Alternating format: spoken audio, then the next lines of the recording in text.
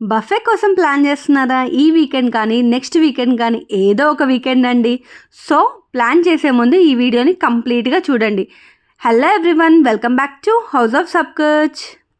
మేము కూడా మీలాగే బఫేకెళ్దాము, కుమ్మి పడేద్దాము అని గట్టిగా ప్లాన్ చేసుకొని, ఫస్ట్ అనుకోకుండా బార్బిక్యూ హోలిక్ అని ఒక రెస్టారెంట్లో బుక్ చేసుకున్నాము.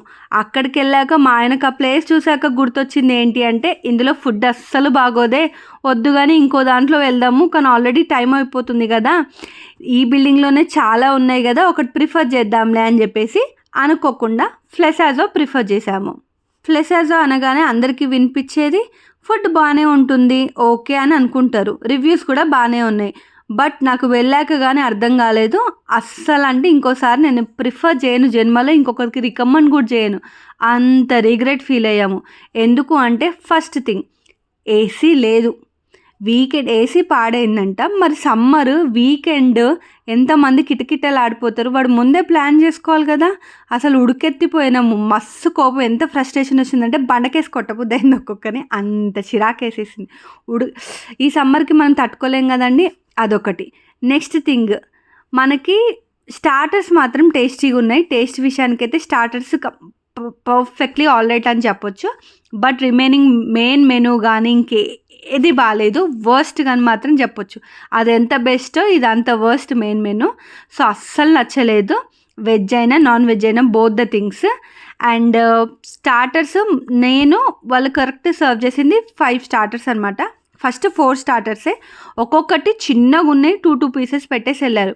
ఓకే, రిపీట్ ద ఆర్డర్ అని చెప్పాను నేను మళ్ళీ.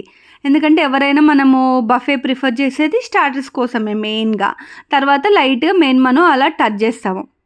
సో రిపీట్ ద ఆర్డర్ అంటే ఏం చేశాడు మనిషి, 20 మినిట్స్ వెయిట్ చేయించాడు, 30 మినిట్స్ వెయిట్ చేయించాడు. లాస్ట్కి నేను అరిస్తే మళ్ళీ తీసుకొచ్చాడనమాట.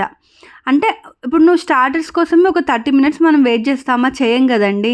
ఫుల్ తిట్టాను నేను మేనేజర్ని, ప్రతి ఒక్కరిని ఫుల్ వేసుకున్నాను. అంత ఫ్రస్ట్రేషన్ వచ్చింది. ఫస్ట్ థింగ్ గాలి ఆడకొకటి, ఇంకొకటి అంత లేట్ సర్వింగ్ కూడా it's not at all good. ఎందుకంటే ఎక్కువ రష్ లేదు, ఎక్కువ ప్లేస్ లేదు. మా హస్బెండ్ ఏమో అరవకు, కూల్గుండు, ఏం కాదు, అంత అట్లా చిరాగా చేయొద్దు, పాపం వాళ్ళకి లేరేమో అని ఎక్కువ ఏమంటారు స్టాఫ్ అని అన్నాడు. కానీ ఆబ్వియస్లీ ఆకలి మీద ఉన్నప్పుడు ఇంకా బఫే అన్నప్పుడు మార్నింగ్ టిఫిన్ కూడా తినాము. ఇది కూడా నేనైతే చేస్తాను, మీరందరూ కూడా అలా ఫాలో అవుతారో లేదో నాకు తెలీదు. అదొకటి.